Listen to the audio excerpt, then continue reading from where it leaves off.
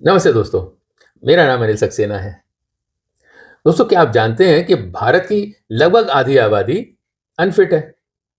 Physical activity के parameter पर विश्व के 195 कंट्रीज की सूची में भारत 12वें स्थान पर है और डब्ल्यूएचओ की गाइडलाइन के अनुसार भारत की आधी आबादी फिजिकल एक्टिविटी ही नहीं करती।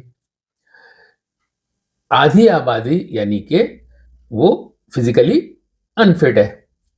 सन 2000 के सर्वे के अनुसार इंडियन एडल्ट 22% अनफिट थे, जो 2022 तक यानी कि 22 सालों में बढ़कर 49.2% हो गए।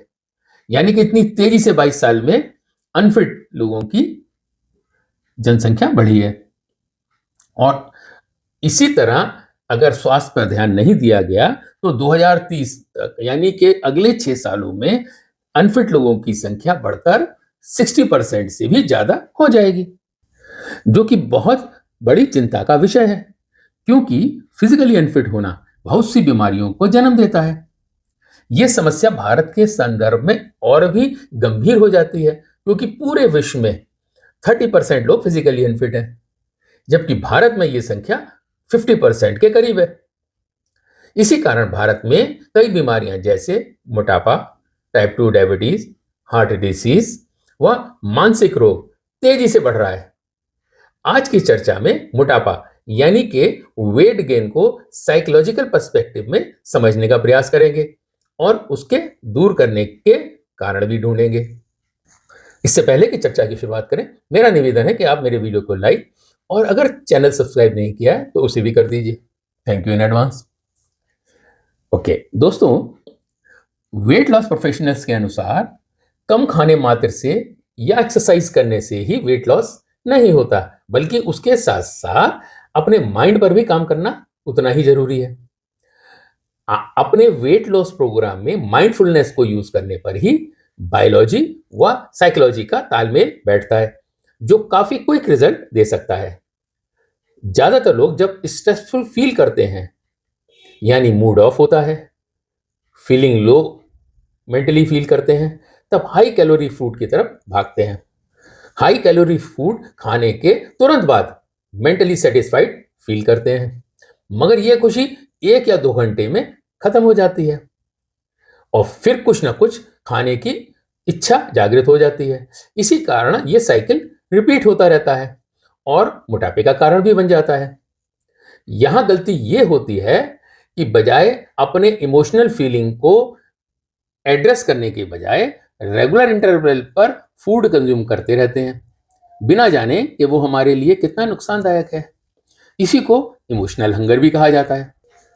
दोस्तों, इमोशनल हंगर व नेचुरल हंगर में बेसिक डिफरेंस ये होता है कि इमोशनल हंगर में अचानक तेजी से भूख लगने लगती है, जबकि नेचुरल हंगर में भूख धीरे धीरे क्रिएट होती है। इसमें कई घंटे भी लग सकते हैं। इमोशनल हंगर के दौरान हाई कैलोरी फूड की क्रेविंग होती है, जैसे कि sugary food, fatty food, fried food, salty food. जबकि नेचुरल हंगर में शरीर की डिमांड न्यूट्रिशियस फूड की होती है, जैसे फ्रूट्स, वेजिटेबल्स, लीन प्रोटीन, इन चीजों की होती है, जो कि काफी हेल्दी फूड है।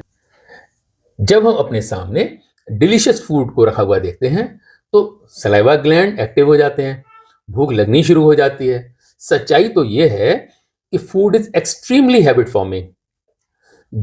सन 2015 में यूनिवर्सिटी ऑफ मिशिगन की स्टडी के अनुसार सबसे ज्यादा habit forming food high calorie food होता है, जिसमें शुगर व सैचुरेटेड फूड की मात्रा प्रचुर होती है।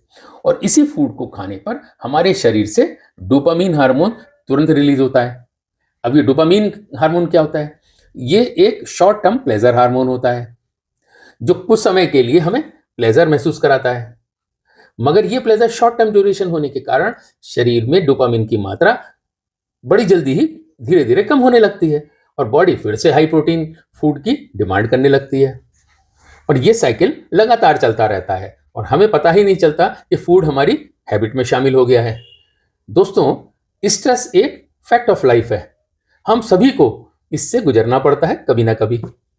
स्ट्रेस आने के अनेकों कारण हैं। ज्यादातर स्ट्रेस आने पर भूख लगने की अनुभूति महसूस होती है, चाहे उस समय हमारा पेट ही क्यों ना भरा हो।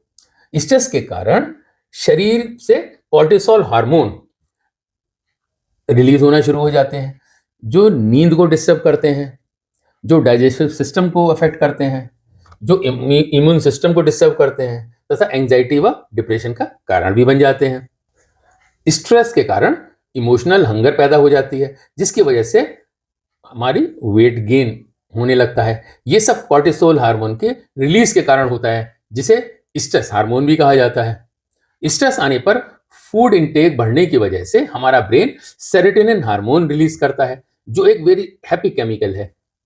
ये हमारी खुशी बढ़ाता है, हमारे माइंड में खुशी का अनुभव कराता है, और इसी खुशी को मेंटेन रखने के लिए हम बार बार खाने की फीलिंग क्रिएट करते हैं। सो सवाल उठता है कि what is the solution to stop eating regularly. मोटापे से बचने का सॉल्यूशन क्या है? इसका आंसर है मेडिटेशन। मेडिटेशन को अपने जीवन का लाइफस्टाइल यानी कि अपना जीवन का हिस्सा बनाने पर स्ट्रेस से मुक्ति पा सकते हैं और रेगुलर ईटिंग की हैबिट को बाय बाय कर सकते हैं। मेडिटेशन से बॉडी में डोपामिन व सेरोटोनिन एक नेचुरली सफिशिएंट मात्रा में प्रोड्यूस होते हैं, जिस कारण हाई कैलोरी फूड खाकर उसे बाहर से प्रोड्यूस करने की आवश्यकता नहीं होती। ईयर 2002 यानी कि 2002 में जॉन एफ कैनेडी इंस्टीट्यूट जो अमेरिका में है, उसकी लैंडमार्क स्टडी के अनुसार मेडिटेशन करने से हमारे शरीर में नेचुरल डोपामीन का प्रोडक्शन 65% तक बढ़ जाता है। और आश्चर्य की बात तो यह है कि ये बढ़ा लेवल लगातार 24 घंटे तक बरकरार रहता है। इस कारण हम फूड क्रेविंग से बच सकते हैं। मेरे कुछ पुराने वीडियो में मेडिटेशन की विधि को बड़ी डिटेल में बताया गया है, आप चाहें तो उसको देख सकते हैं। यही एक वेट लॉस का एक परमानेंट वंडरफुल नेचुरल उपाय है। आशा है ये छोटी सी जानकारी आपको पसंद आई होगी। Thank you for watching my video. Bye for now.